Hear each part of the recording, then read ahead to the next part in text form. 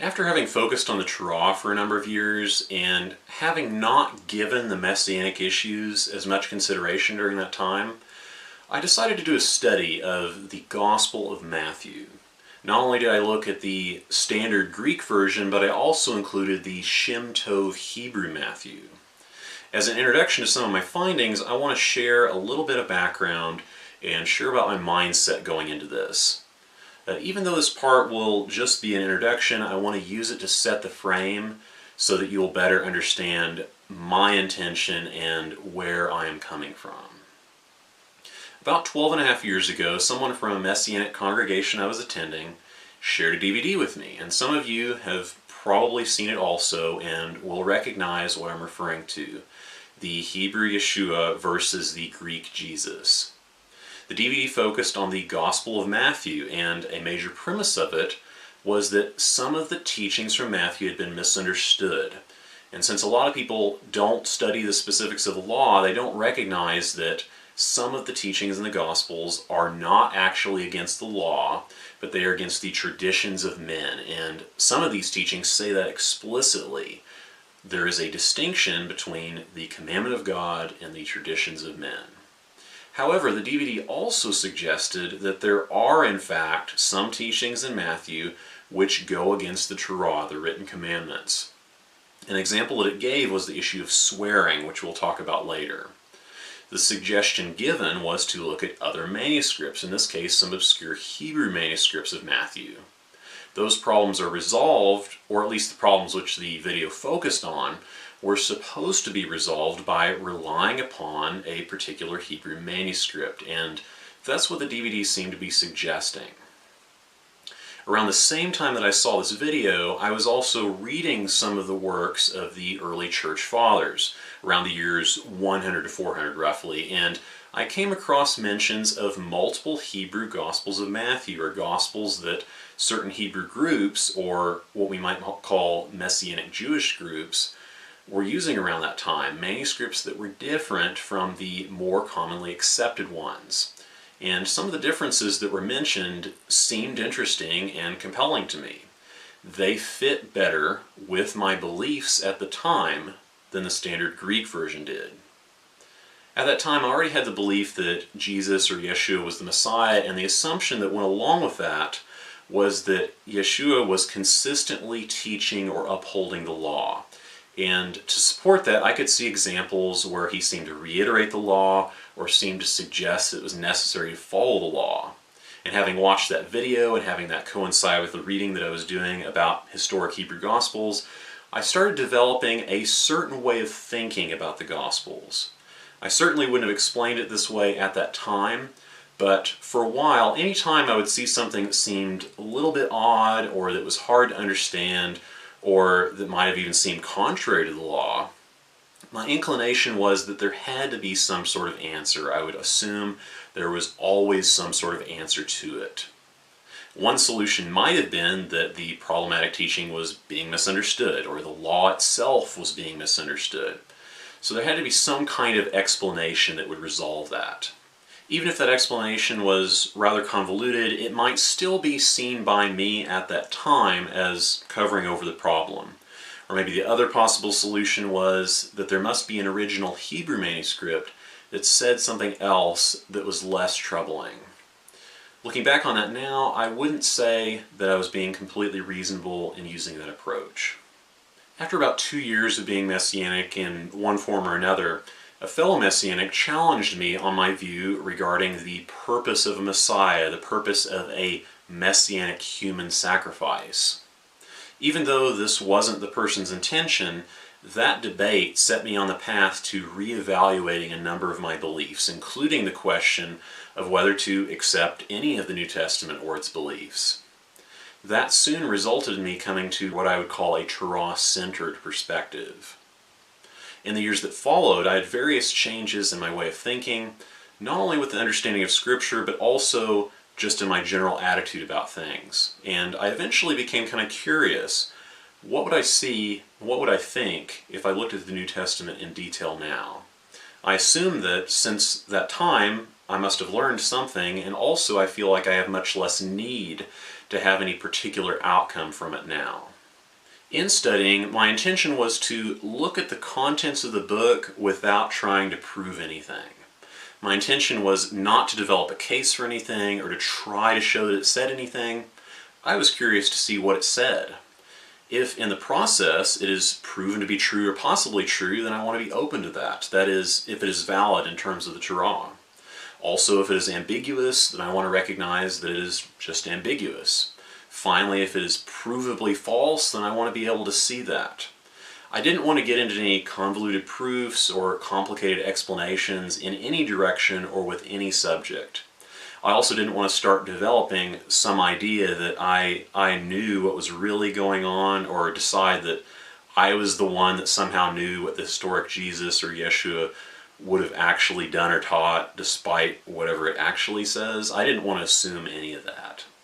From a personal psychological point of view, the belief in a Messiah of some sort, the belief in Jesus teaching a particular way, or the belief in the Gospel of Matthew itself, those beliefs are not things that I feel have to be one way or the other for me.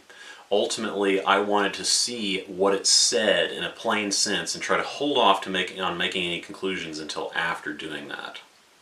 Second, I wanted to see what Matthew said as an independent work, not as a book that requires the clarification of any other New Testament book. I didn't want to rely on references from some separate work to tell me what Matthew really meant. Instead, I wanted to just let the Gospel of Matthew speak for the Gospel of Matthew. And finally, I wanted to be open to the possibility that not everything in the book was original. Obviously, whenever we're looking at two manuscripts with differences between them, we have to assume that some of these differences exist because of a change. By default, if there is some difference, then words were added or changed or taken away at some point. However, I want to be careful that I wasn't putting the cart before the horse on that, and this relates to what I said earlier. I wanted to be careful about the temptation to assume that the manuscript that matched my beliefs or assumptions was somehow automatically the correct one. That being said, I accept that it's impossible for a human to be unbiased, even when intending to be objective, so what I tried to do was to look for patterns and then look for things that seemed to violate those patterns, and also look for teachings that were isolated to one or two obscure appearances in the text. Also, something that later became an official doctrine in the church. If that official doctrine didn't appear in one manuscript, yet it appeared in another manuscript, I was likely to assume that that was a later addition. So I was open to the fact that there were going to be things which were later changes, and I tried to be somewhat neutral about how I approached that. These were the general ideas that I had as I went into this study, which I did over the course of multiple months. After compiling my notes from this study, I decided that it might be most useful to focus on its relationship with the law, so that is what I'm going to do. For the most part, I want to focus on what the book contains and teaches as far as things that relate to specific points in the written law, and use that to lead to my ultimate conclusions regarding the book.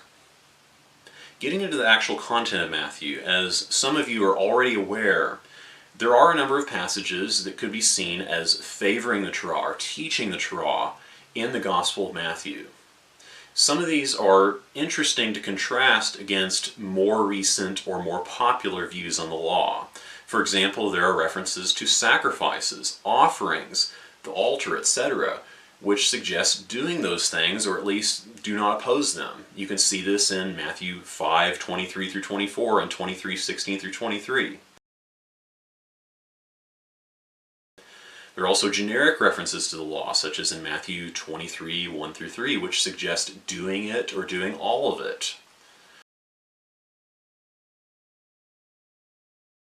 As a bit of an aside, some would also point to Matthew 5:17 through 20, although I will say that I have a different understanding of that passage now, and I would not point to it anymore.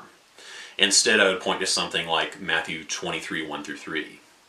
With regard to sin, in general, he takes a hard-line stance against sin, even talks about mutilating one's own body if it causes one to sin. If you have a Messianic background or an awareness of the pro-law points from the Gospels, you are probably well acquainted with many of these verses and others. However, I don't think we should take all of this just for granted as if these are the only things on that point which exist in the Gospels. It's true that there are things said in the Gospel of Matthew which are in favor of the law. That is clear, but we also have to acknowledge what the rest of it says. It's still worth analyzing the specific statements that are made otherwise. One thing I want to get into now is the category of odd or questionable things with regard to the law. I wanted to get into that before we look at what I consider the more serious and definite passages. With the questionable ones, I'm not intending to suggest that any of these are proof of anything, and some of these may seem to have ready answers to them. I wanted to mention them though because they are relevant to consider if we want to actually look at how the Gospel of Matthew refers to the law, or refers to different issues of commands. I'm sure that if you mention these passages to most people, the majority would see no problem, but I'm sure there are some of you listening right now that will be able to see what I am noticing about it, and maybe you have noticed some of these things before. So here are some of the things that came across as odd or questionable to me. Once again, not proof of anything, but still possibly odd or questionable. One is Matthew 19:16-22, the enter into life passage. This passage has the man coming to Jesus and asking him how to enter into life, and Jesus tells him to keep the commandments. At the end, though, he tells him he also has to give away everything he owns to the poor. The man then goes away distraught, and Jesus says that it is hard for the rich to enter the kingdom. This passage in the Shem Tov Hebrew manuscript is similar to the Greek version. However, a long time ago, I saw an early reference to a different version of Matthew, which had Jesus say that the man had not actually followed all of the law because there were still poor and destitute people of Israel. If we look at it from that angle, it puts a different spin on it, and it more clearly redirects it to the idea of the commands. So at the time, I felt that was more of an affirmation rather than being something to be concerned with. However, even if we simply assume that version is the more original version of it, as far as the commands of the law are concerned, I don't see this notion of giving away everything you own in the law, and I don't see this notion of owning things or being rich as being bad or even causing sin in the law either. If you go by Deuteronomy, it says that God gives Israel power to gain wealth in order to confirm his covenant with them.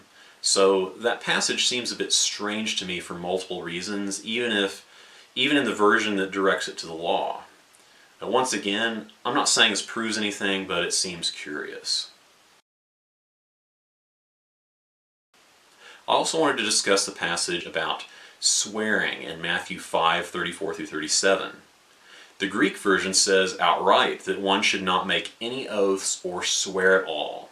This is contrary to the Torah because the law commands making oaths in some cases, such as in Exodus 22:11. Not to mention that if this command about not swearing is being treated as a law, then it is adding to the law, which is contrary to Deuteronomy 4:2 and 12:32. So that is accepted that the Greek version is contrary to the law, but there are a couple of things worth noticing about it. One might point out that Matthew 23:16-22 refers to oaths, and while the passage is not overwhelmingly positive on the issue, it does not say that oaths are inherently bad like the swear not at all passage does. As a result, although I would not be confident in taking this position, I can understand how the Shem Tov version of this passage could be seen as more valid, since instead of saying to not swear at all, it says to not swear falsely. In this case, it could be seen as resolving this issue, but in the Greek, we should remember that it does go against the Torah commands. Personally, I would hesitate to assume that the Shem Tov version must automatically be the more original one, and I'll discuss that more later. But since there is this argument that may address the problem, I left this in the questionable category. Next, I want to talk about Matthew 15, 1 through 20, the washing of the hands incident. I've seen this commonly pointed to as an example of supporting the law, of saying that the traditions of men that the Pharisees were enforcing are just made up, and that we should keep the commandment of God rather than the tradition of men. That definitely does seem to be one of the points being made with this passage, but it's still conspicuous what else is said. It doesn't just teach that he opposes the washing thing because it's a tradition. It also says that what goes into the mouth does not defile a man, even that nothing can enter into the mouth and cause defilement. To me, that seems like a problem in light of what the law says regarding clean and unclean, among other things. I know that at the end of the passage, in verse 20, it specifies that eating with unwashed hands does not defile a man. It redirects it to that point. But the general argument that is given in the passage about how nothing can enter into the mouth and defile a man, it simply doesn't fit with what the law says. Now I looked at what the Shem Tov Hebrew manuscript had to say, and it was pretty similar to the normal Greek version of Matthew. Even if we just assume that the passage is only about hand washing and only about the traditions, it seems strange for the passage to use an argument which contradicts the Torah, where the premise of the argument goes against what the Torah says. It seems a bit conspicuous to me. I will point out, even though this is a bit of an aside, that Mark 7 does not have this redirection to the hand washing issue at the end of its version. In 7:15 it says, nothing outside a man which goes into him is able to defile him.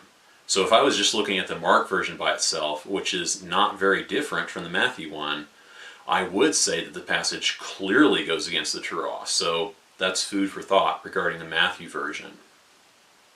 Next I'll go into Matthew 5, 27 through 28 regarding lust and adultery. This is in the Sermon on the Mount, and previously I had the idea that most of these teachings in this chapter were just reiterating the hypothetically true nature of the law. That is, they are saying things which are already in the law, or things that should be assumed from the law.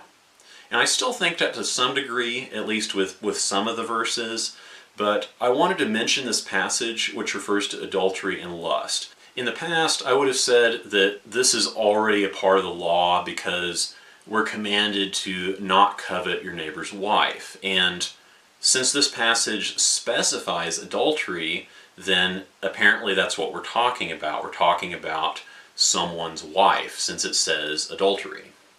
That's what I would have said in the past. Now, I don't have that same interpretation of the law anymore, but I can understand that angle on it. What I wanted to draw attention to, though, is where it says that a man lusting for a woman has committed adultery with her in his heart. As we know, the punishment in the law for adultery is the death penalty. And he is saying that in this verse that a man who has lusted has already committed adultery in his heart. Now, if all he was saying here in this teaching was that if a person looks with lust, then that person has imagined doing something, then that seems like an obvious and moot point to make. It would simply be just a reiteration of what was already said. It seems more likely to me that he is actually suggesting that the equivalent of that fault, the equivalent of adultery, has occurred. And this seems supported by what comes after it, talking about gouging out your eyes so that all of you does not perish. This is the reason I draw attention to this. If adultery is supposedly being committed, then that calls for the punishment that is given in the Torah for adultery. And the Torah itself does not specify all of this for lust. That's the issue that I see. Once again, I'm not saying this is proof of anything, but I thought it was worth thinking about. Another one is the passage about prophesying in Matthew 7, 21 through 23. Now, I recognize that certain beliefs may result in seeing a clear answer for this, so I know that from that perspective, this passage is not going to seem questionable at all. But from my perspective, it definitely stood out to me in reading it. Specifically, what I'm talking about is where it says people are prophesying in his name. In Matthew 7:21 it says that only those who do the will of my Father which is in heaven are the ones who will enter into the kingdom. So clearly there's this distinction being made between him and my Father. In the next verse it says that people are prophesying in his name. And what comes to mind for me is Deuteronomy 18:20, because apparently they are prophesying in the name of someone other than the Father, other than Elohim. Now I want to bring up Matthew 19:10 through 12, the eunuch passage. I will say at the beginning that this is another case where the difference in manuscript may resolve it. The verse says that it is good in some cases, according to the Greek version, to castrate oneself, to make oneself a eunuch. I will draw attention to Deuteronomy 23:1, which practically speaking says the opposite. So in my view, while some may bring up Isaiah 56 as a counterexample to this, I would say that this suggestion of castration is a clear problem with regard to the law. However, the Shem Tov version does appear to be slightly different. On the one hand, one could interpret it as basically saying the same thing as the Greek, but on the other hand, it does seem to recognize this command in Deuteronomy, at least in part. I'm hesitant about this, but one could read it as softening the issue and possibly not suggesting actual physical castration. So based on the changes made in the Shem Tov version, maybe it is just suggesting abstaining if we look at it with that overly generous view. But one thing I think is worth considering is the issue of motive. If we assume the Shem Tov version is automatically more original just because it agrees with the Torah on this one point, I would ask that we pause for a moment and contemplate this.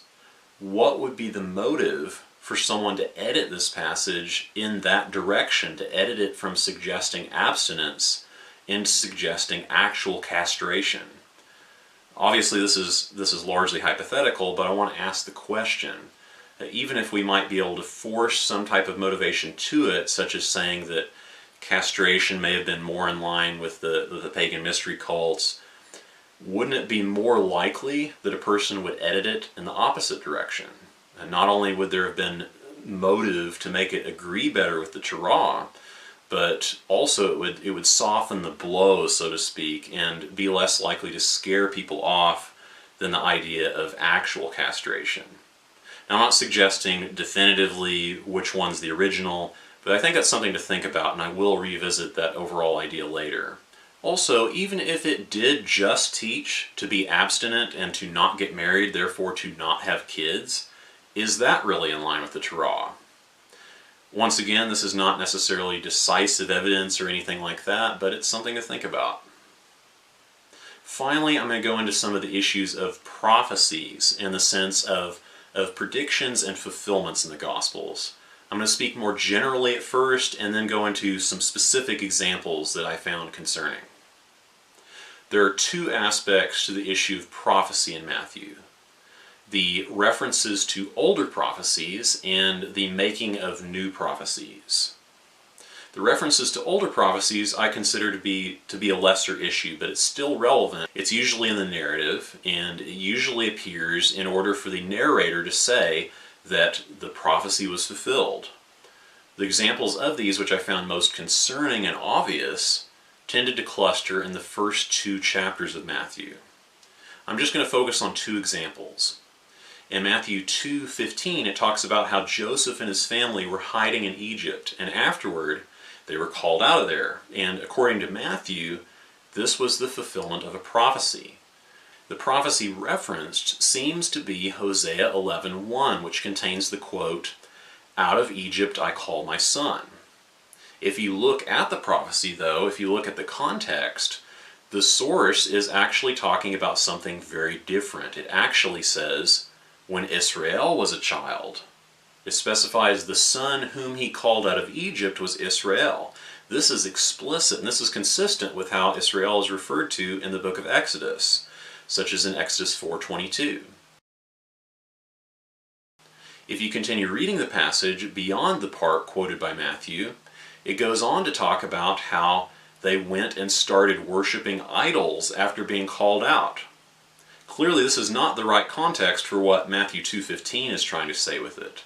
This verse that is referencing as a prophecy that was supposedly fulfilled in the gospel story, it is not even supposed to be a foretelling of the future. The Hosea passage is talking about things that have already happened, and clearly it's not talking about any kind of messianic thing. The author of Matthew is not correct in claiming this event in the gospel as being a fulfillment of that verse. The other one I'm going to draw attention to is Matthew 2:17 through 18. This is a reference to Jeremiah 31:15. If you want to look into the context of the Jeremiah verse, I would suggest reading at least the whole chapter, and maybe the preceding chapter of Jeremiah 30 also. This is talking about the restoration of Israel, an important event which I believe has clearly not happened yet. In Matthew, though, it refers to this verse, and it says that Herod killing the children is the fulfillment of this prophecy, which said that Rahel is weeping for her children because they are no more. Even without drawing attention to the fact that it says Rahel, and even without reading the entire chapter in Jeremiah, you can just look at the very next verse and see that this event being prophesied of in Jeremiah is different from the one in Matthew. In verse 16 and 17 it says she is supposed to stop weeping because her children are going to return from the land of the enemy to their own land. It's talking about people being driven out of the land. And it's clear even from that alone that this is not talking about what Herod did. The narrative of Matthew is misusing this prophecy just like with the previous one. Those are the two references to prophecies which I wanted to mention. They are not the only two that are like this, but I wanted to focus on those two because I thought they would be most easily accepted. I know that sometimes this idea comes up about dualistic prophecies and saying that just because a fulfillment doesn't match the prophecy's context, that one might still consider it a fulfillment. While I understand how one might arrive at that, I don't see how rejecting the context gives us a clear and honest understanding of the passage. If we can just strip a prophecy of its context, or in the first example even just delete half of the sentence, then we can force just about any event to be the fulfillment of something. And not only that, if you cannot rely on what a prophecy plainly says, then testing to see whether it is true or false is completely impossible. So this misuse of prophecies in Matthew is certainly an issue, even if it's primarily just an issue of the narration. Even if we try to take the most generous view possible, at the very least, the author of Matthew is taking prophecies out of context, seemingly in order to provide support for his case. Recognizing this issue is something that could affect how a person looks at the book as a whole. I know it did for me whenever I first recognized it. Now going into prophecies that are made in the Gospels. One thing I find interesting is that we don't see the normal prophetic formula that was present in the Tanakh, the Hebrew Bible. We don't typically see "thus says" followed by the name of God. Prophecies in the New Testament don't seem to be made that way. There are statements about what the future holds and about specific events that are supposed to happen and that sort of thing, but for the most part they are just made as statements and they're not explicitly said to be a quote from God. That being said, the narration of Matthew makes it clear that he is supposed to be speaking with authority, and he says outright that he was a man sent by God. So I would infer that these statements about the future are supposed to be prophecies, and I want to focus on one set of these prophecies. What I see as the most noteworthy prophecies in Matthew are the ones that refer to this generation. This generation is a recurring phrase that shows up not only in the statements about the future, these prophecies, but also it appears in some of his teachings and some of his general rebukes of the people.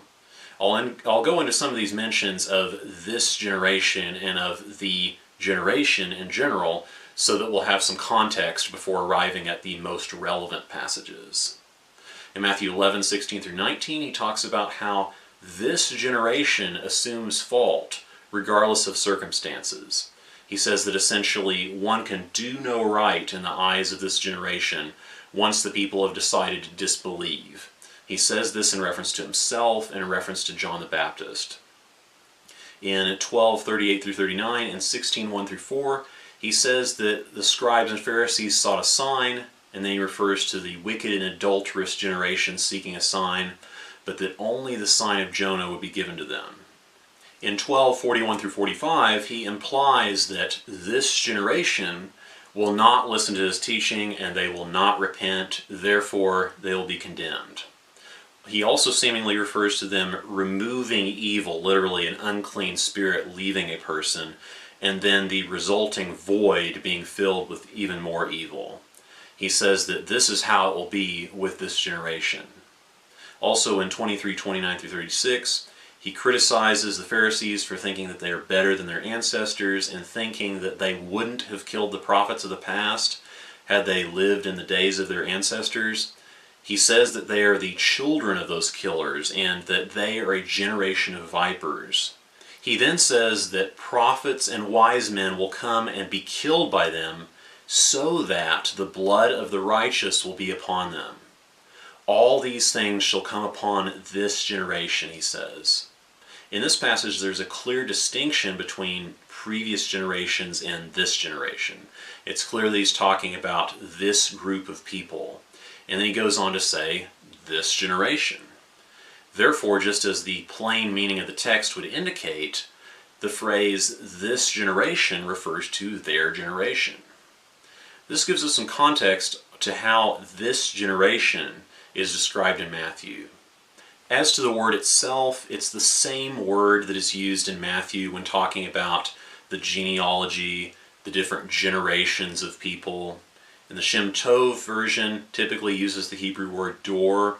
As far as I'm aware, the Hebrew word is consistently used in a literal sense, talking about a set of people born around the same time or that general duration of time when that set of people is alive. In fact, it appears in a similar phrase in Deuteronomy 135, talking about this evil generation. And we know that's talking about that specific set of people in that time that had refused to enter into the land. So I don't see any reason to interpret the Hebrew in a non-literal way. In the Greek, the only different way that I've seen the word used in any Greek work was reference to the human race in general when used in the phrase, the generation of the human. But the context that we are looking at here do not support that meaning. It's not the same context. We have verses in Matthew that refer to this generation that talk about one group of people as being separate from another group of people from another time. It's clearly not talking about all people that have ever lived because it simply doesn't fit in those contexts of those verses. There is no clear reference that this generation is anything other than this literal group of adults who were alive at the time and the time period associated with it. So now that we have considered the context for this phrase and also the context for the language being used in these passages, I want to draw our attention to some specific statements which are made about what was supposed to happen with this generation. Matthew 24 gives the most thorough explanation. It starts off talking about how, in reference to the temple in some sense, there is not a single stone upon a stone which will not be brought down. In my view, it's not clear whether this is every structure on the temple compound or just the temple buildings. Next, it talks about how there will be people coming in his name claiming to be the Messiah. There will be war, famine, earthquakes, etc. Many of them will be killed because of him. Many will be snared. Many will hate each other. False prophets will rise and deceive many. Lawlessness will abound. And then it says that the gospel of the kingdom will be preached to all nations, and then the end will come. Great tribulation, the sun and the moon go dark, the stars will fall, and the Son of Man will appear in the clouds, and the elect will be gathered. He then tells his followers to look for the signs, that they are going to see it coming. And then he says all of this will happen before this generation passes. This generation will not pass until all of these things happen. This is not the only time these things are referred to and said they will happen to those people. In Matthew 16:27-28, he says that the Son of Man will come in the glory of his Father with the angels and reward every man according to his works, and that some of the ones standing here will not die until they see him coming in his kingdom. In Matthew 26:64, when speaking to the high priest, he says that the high priest will see the Son of Man coming after this on the clouds, just like in Matthew 24. In addition, the Son of Man coming on the clouds, according to Matthew 25:31-46, results in the gathering of all nations in the final judgment. Some people say that two of these passages talk about people seeing those events happening, and so maybe it's only talking about those people who were alive back then, only having visions of these events rather than actually seeing them. But the problem with that is that Matthew 24 is talking about the very same things and says they will happen before the passing of that generation. Clearly these are events that were supposed to be seen because those people were seeing them happening, because that's what it says in chapter 24, that the events will happen to this generation. While some of the details of these prophecies could be argued to have happened, such as with the Jewish-Roman wars and some other events, the parts about the second coming and the resulting gathering of all the nations for judgment clearly didn't happen to that generation. I think we would know about it if it had. From what I can see, there are two general frames that people use when they try to look at this and make a counter-argument. Either interpreting that the events were actually supposed to happen with this generation, therefore trying to make it work from that angle, or interpreting that the events didn't actually have to happen to this generation. In my view, if a person accepts what I would consider to be the plain meaning, that the events were supposed to happen with that generation, there does not appear to be any basis for taking the view that it's not a false prophecy. For example, one counter-argument, and granted this is not a very common one, but one is the idea that there must be people alive today from that generation still. So there would be people today, according to the claim, who would be 2,000 years old, and they would supposedly remain alive until these events finally happened, therefore solving the problem. While I'm personally not a fan of just dismissing something because it seems outlandish, I would think that with such a claim, especially since it's a matter of testing a prophecy, that it should be accompanied by some kind of physical evidence, since it goes against everything we know otherwise. Another assertion to go along with accepting the idea that these events were supposed to happen with that generation is the phrase, "this generation," must carry a meaning that goes against all other indications of the context and of the usage of the word. While that may be a claim or a belief that's held onto, there's nothing backing this from what I can tell. From everything I have seen, it is simply pure speculation to say that it carries this hypothetical meaning that would prevent these passages from being false prophecies. With those two approaches, I don't think they hold up to any real scrutiny. The other approach I've seen is to claim that Matthew 24 doesn't really prophesy that all of these events are supposed to happen with that generation. The idea is that only some of the events were supposed to happen. One angle was to break up the passage into different sections and then extract the parts that didn't happen, and then claim that those are supposed to happen later, not actually to that generation. The other version of this, which seemed to be a little better thought out than the other arguments, was to say that these things, whenever it says all these things will come to pass, is essentially a special category that only refers to certain events and not others. So we look to Matthew 24:3 and say that the disciples were asking, when will these things happen, and what the sign of his coming will be, and of the end of the world. And then they would connect the mention of these things with the part about how all of these things will happen before this generation passes. The ultimate argument being that some events would happen, and those are these things, while other events wouldn't happen before this generation passes, but they would not be considered these things, therefore it wouldn't be a false prophecy. As far as these things are concerned, it's a word used hundreds of times in the New Testament, and even in that very chapter, it's used in multiple different ways. To be clear, it is not an obvious technical term. However, it is true that the disciples arguably make a distinction between these things and the events surrounding the second coming and the end of the world.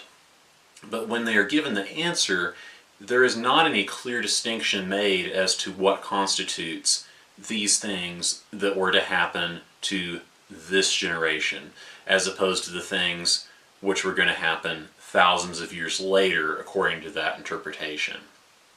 The answer makes no such distinction, and this was even acknowledged by one commentator that I looked at, and his conclusion just seemed to be to not worry about it because he thought the rest would happen eventually.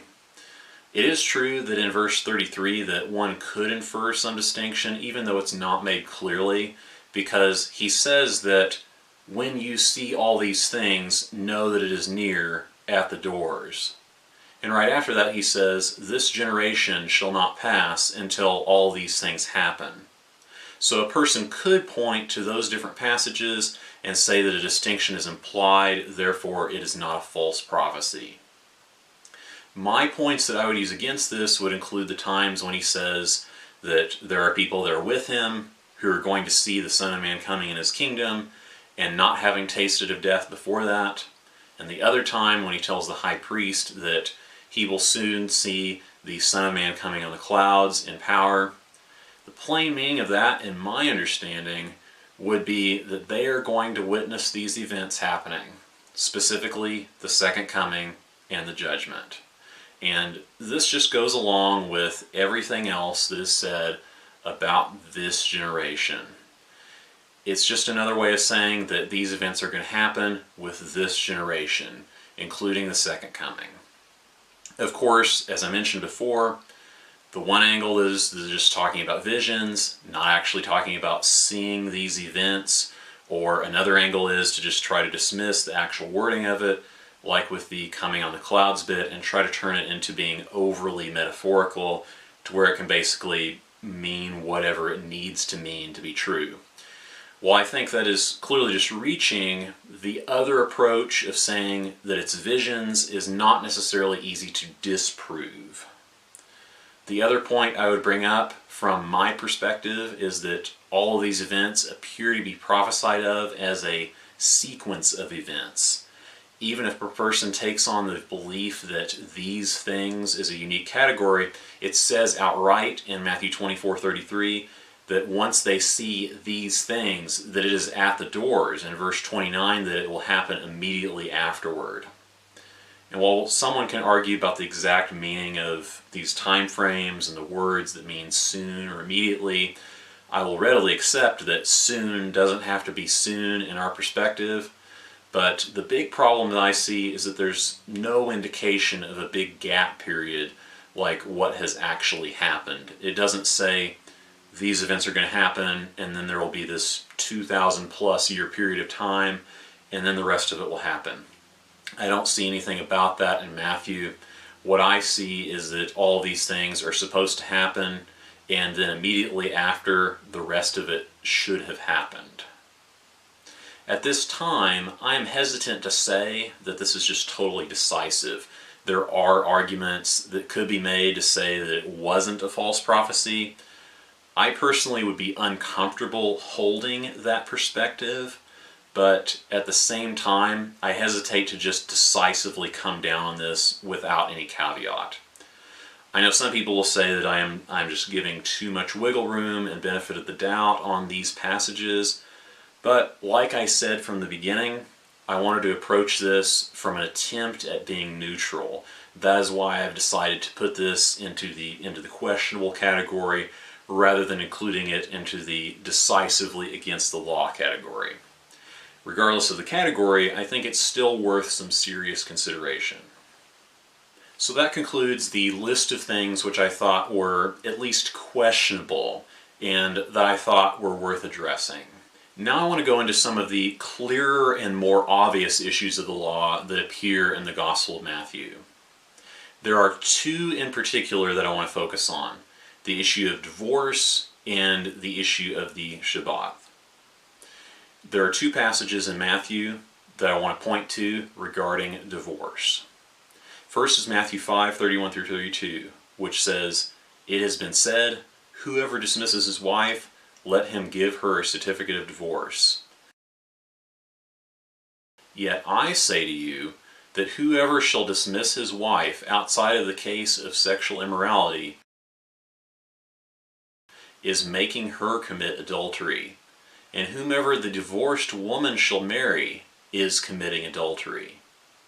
This is repeated when he is asked whether divorce in any situation is allowed in Matthew 19:3 through 9. In this passage, he cites the one flesh verse from Genesis 2:24 and makes the argument that because of that verse, the man and his wife should not be divided. So essentially, divorce is not allowed, and even if people get divorced, by his view, it doesn't actually change the fact that they are still married. The people then ask him, if that's the case, then why did Moses give the commands about it? There are commands regarding how to get divorced and what to do after people get divorced in Deuteronomy 24. It even talks about a divorced woman being allowed to remarry, and it doesn't specify any reasons that would prevent that. There's no reference in Deuteronomy to divorce being adultery or resulting in adultery or anything about it being an unlawful separation of the two that had become one flesh. There's nothing in the commands about that. His response in Matthew is that it originally wasn't done this way, but that Moses allowed divorce. He then reiterates his position from the previous passage, though it contains some differences. It says that if a man divorces a woman for a reason other than sexual immorality, and then he marries another woman, he is committing adultery as a result. This is a different wording than Matthew 5, and interestingly, the Shem Tov Hebrew version of Matthew 5 is actually closer to the Matthew 19 version. The thing I find most interesting about this passage is the statement regarding Moses allowing divorce.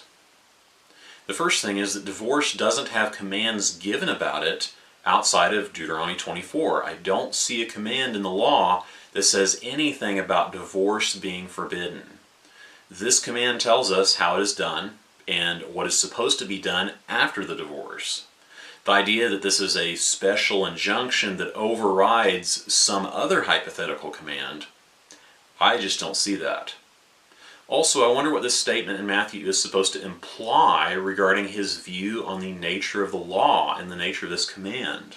The idea that the law was edited or something like that is never clearly given as a position in Matthew, and I see no clear indication or any hint of that otherwise.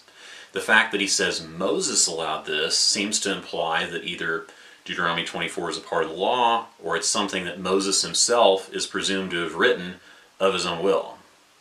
In the past, when I looked at this issue, specifically the Matthew 5 part, I simply assumed that it was in line with the Torah. The part regarding divorce only being allowed in the case of sexual immorality, I thought there was a way to read that into Deuteronomy 24:1.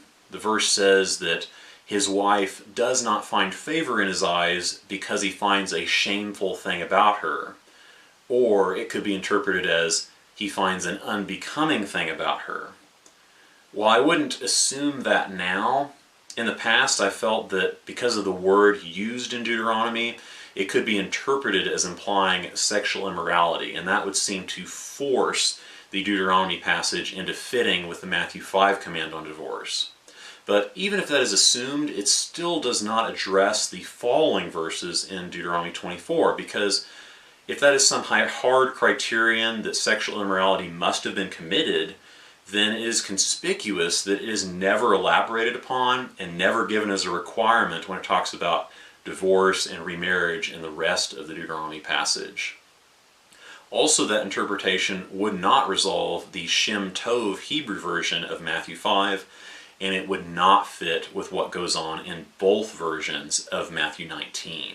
For example, how he talks about the issue of adultery in the passage would remain troublesome, specifically when he says in 19:9 that if a man divorces a woman for a reason other than sexual immorality, and then he marries another woman, he is committing adultery. I know this might be controversial to some, but this implies a prohibition on a man having more than one wife at the same time. If marrying another woman requires divorce and requires a specific context for the divorce, then clearly this is prohibiting having more than one wife at a time. I know that some people don't personally like the idea of a man being able to have more than one wife, and that's fine if people want nothing to do with it, but I wanted to point out that this is something that did go on in some cases, and there is a law in Deuteronomy 21:15 about what a man is supposed to do if he has multiple wives. And from my understanding, there is no command in the Torah that prohibits it in general.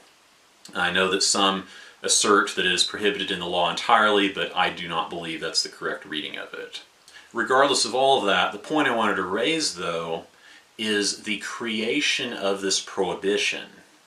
If a man is not prohibited in the law from having more than one wife, then this verse is creating a new prohibition. Even though it's not directly addressing that situation, the application of this command in Matthew would create a new law because it would prohibit him from taking another wife. And that's something to consider. And finally, getting back to the mention of Moses, if the teaching in Matthew 19 is supposed to be the same as the Torah, then for what reason does he need to contrast his teaching with Moses? He doesn't tell the Pharisees that they've just misinterpreted the law. He doesn't tell them that they are relying on their traditions, and instead they should be relying on the written law, the law that Moses received from God. He doesn't say that. He actually contrasts his own teaching with the command from Moses in his own words, Moses. A person might say that maybe he doesn't literally mean Moses, or maybe he doesn't mean the Torah, but there's no indication of that. The part that is referenced in Matthew 19:7 suggests they are talking about Deuteronomy 24. Along with his appeal to Genesis, he suggests that he is going back to a more original or more correct way than the commands in the law from Moses. The act of doing this and saying that Deuteronomy 24 is not the way things should be done is effectively going against the law. The teaching is suggesting that we remove part of the law that talks about divorce. Even though he is saying that his way is more original than the law, it's still saying we should disregard what Deuteronomy 24 says and we should do something different. If a person adhered to that teaching and disregarded Deuteronomy 24, then that would be taking away from the law, adding something else in its place, which would violate Deuteronomy 4:2 and 12:32. This is taking away commands from the law, even if he is trying to suggest that the law is not truly the correct way. I will address the authority argument, the perspective that he supposedly has the authority to violate the law and to change the law, whenever we get into the next passage. If we look at the differences between the Greek and the Shem Tov Hebrew manuscripts on Matthew 19, it's not any better. I will also add that if we look at how divorce is treated in Mark and in Luke, there's no exception provided for sexual immorality. Divorce is totally prohibited in those passages. The Matthew reading on that point is not supported by the other Gospels, and the other Gospels go even further against the Torah. So I do not see any better version of this teaching in any different source. All that I see goes against the Torah. Those are the troubling things which I see with this passage. Not only does he teach things here which are contrary to what the Torah says, he actually points out that that's what he is doing, that he is teaching something different from Moses. So if we're approaching this issue and wondering about whether he upholds the Torah or not, this passage does not qualify. He is admittedly not upholding the law. Now I want to go into the final passage that I found particularly troubling in Matthew. In Matthew 12, 1 through 8, we have a discussion of the Sabbath or the Shabbat. In this passage, the disciples are going through the field and plucking grain on Shabbat in order to eat it. And when they do this, the Pharisees point out to Jesus and tell him that the disciples are violating the command. What I find most interesting about his response is that he doesn't make the case that it's not a violation. He doesn't say, "You're wrong," or "I have a different interpretation of the Shabbat command," or "You're just going off of the traditions rather than the real commands." He doesn't make any of those arguments. The argument he makes actually implies that he believes that they are violating the Shabbat commands. He actually seems to accept that. So instead of saying that it's not a violation, he responds by giving an example of someone else violating a command. The argument is that there is a precedent of other people violating commands and not being held accountable, therefore it's okay that they are doing it. He concludes the passage by saying that they essentially have the authority to violate commands, or at least they are supposedly allowed to do things which the normal person isn't allowed to do. That's the aspect of the passage that I'm going to focus on. A person may think that what they're doing with the plucking the grain should or shouldn't be allowed by the standard of the Torah, but that will largely be irrelevant to my point. The most striking element of this to me is that he is implicitly accepting that it is a violation of the law. Now, one thing some people might get temporarily stuck on in this passage is the content of the two examples which are given. The two examples given are David and the showbread, or the bread of the presence, and the activities of the priests in the temple. For me, I do not have the assumption that everything which went on in the Hebrew Bible was automatically according to the commands. Even if the person was a patriarch or other notable figure, in my view there's no getting around the fact that many of the stories in the text involve people violating commands. The fact that the story says David violated a command and may have gotten away with it does not make it right. Citing that story as a precedent for violating commands, that comparison strikes me as troubling more than anything.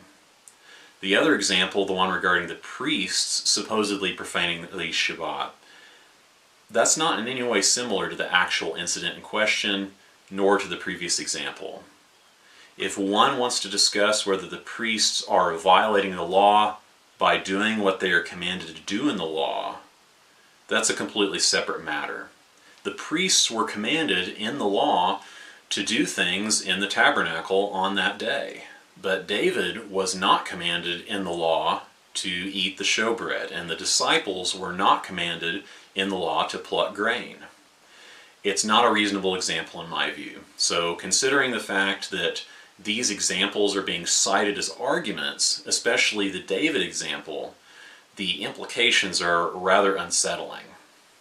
The question that some might be asking is whether the Shem Tov version resolves anything, since the Greek version is so troubling, and the answer is that it does not. The same problems are in it as in the Greek version. Obviously, one belief is that he supposedly has the authority to do this, so it's not a problem, that he has the ability to do what he wants and not actually have fault placed upon him, even if the thing which he does is sin. Also, the view might be that he has the ability to change the law, something which would be sin by Deuteronomy 4:2 and 12:32.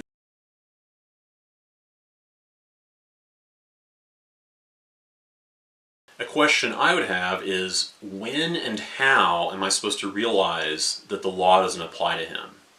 If I'm trying to seek after God, after Elohim, and seek to do what he commanded, and I come across a man that says he has the authority to go outside the law, where in the law am I going to find that? On what basis am I going to say that this is somehow not a problem? If I was walking down the street today and ran into a man or a woman that was preaching on the corner, and someone pointed out that she had been sinning, and her response was that it didn't matter because of who she is, I'm automatically going to view that as a problem. At what point am I going to decide that it's okay for this person to do that? One might say that signs and wonders and miracles should be proof that the person is authorized to change the law, therefore violating the law.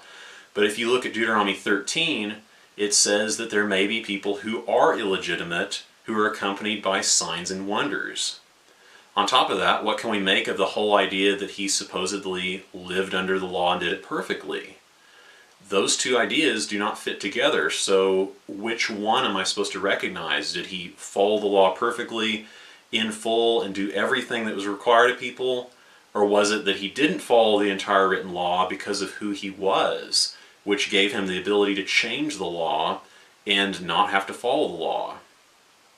Those two beliefs being held simultaneously, if a person brings both of those beliefs to the forefront of their mind, the idea that he lived under the law and lived without sin and followed it perfectly, and that he and his disciples have the authority to sin because of who he is, it's clear that at least one of these beliefs will have to change.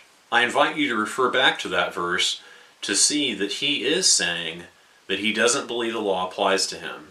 While there are passages elsewhere in the Gospels that speak more favorably of the law or suggest following the law, saying something favorable about the law elsewhere does not give one a free pass to do or say the other things. And these passages, the ones that go against the law, still exist. If we believe the law is important and we believe a Messiah needs to uphold the law, then this would strike me as troubling. With regard to this issue of the Lord of the Sabbath, and with regard to him saying he is faultless, despite implicitly accepting that what they are doing is a violation of the Shabbat, I think it's clear that the passage does not uphold the Torah. These are the passages that I wanted to address. Even though there are verses about him not abolishing the law and such, I think that we should also be considering these other passages at the same time. We may see some general statements in Matthew that are positive toward the law, but we also have to consider what a person says and does otherwise.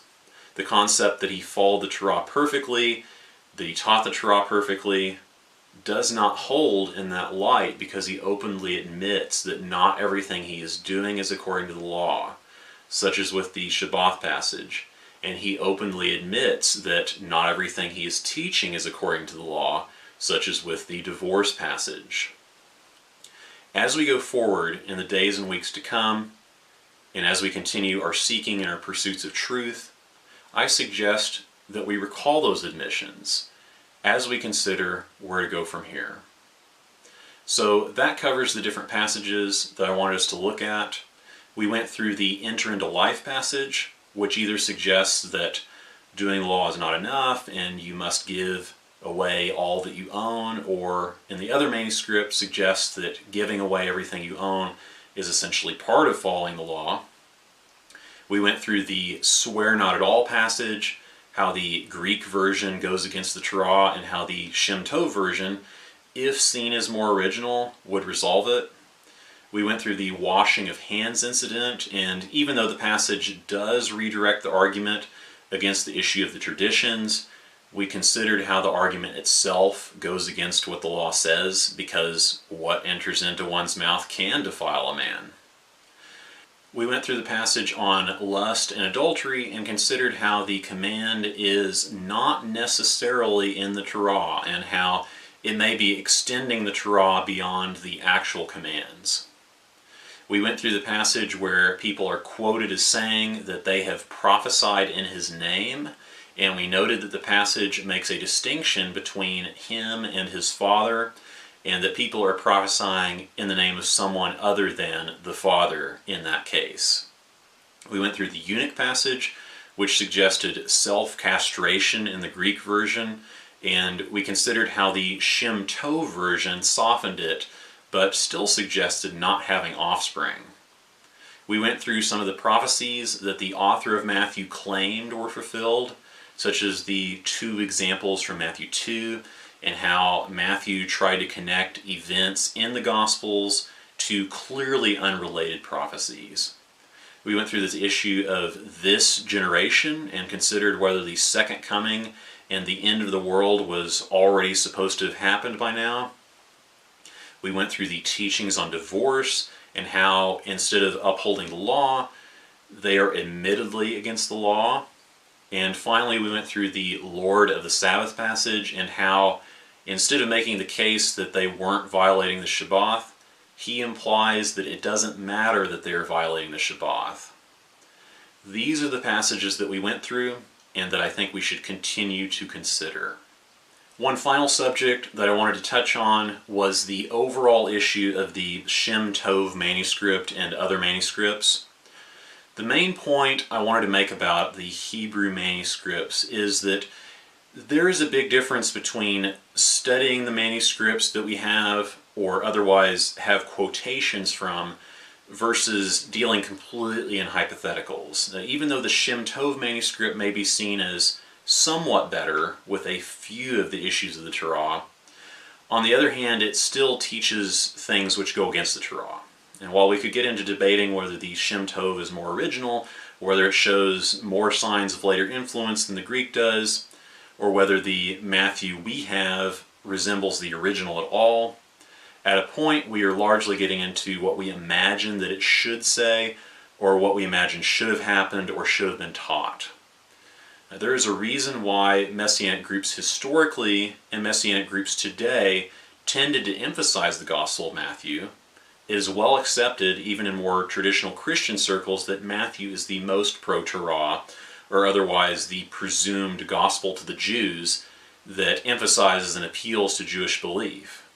Even despite that recognition, there are these issues that we can acknowledge about the teachings in Matthew.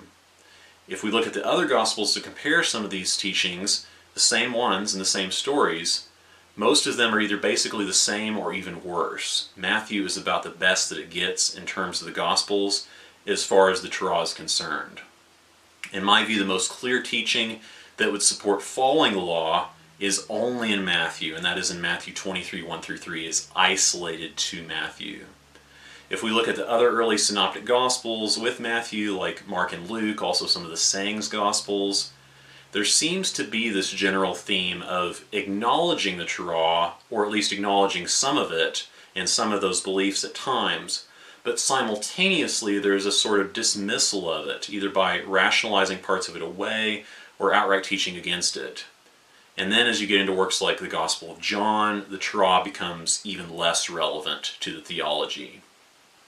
So this context of these sources is something for us to consider regarding how we handle the Gospel of Matthew. Isn't the fact that it is somewhat unique among the Gospels something which we should wonder about? My conclusion on Matthew is that Matthew is not all it is made out to be.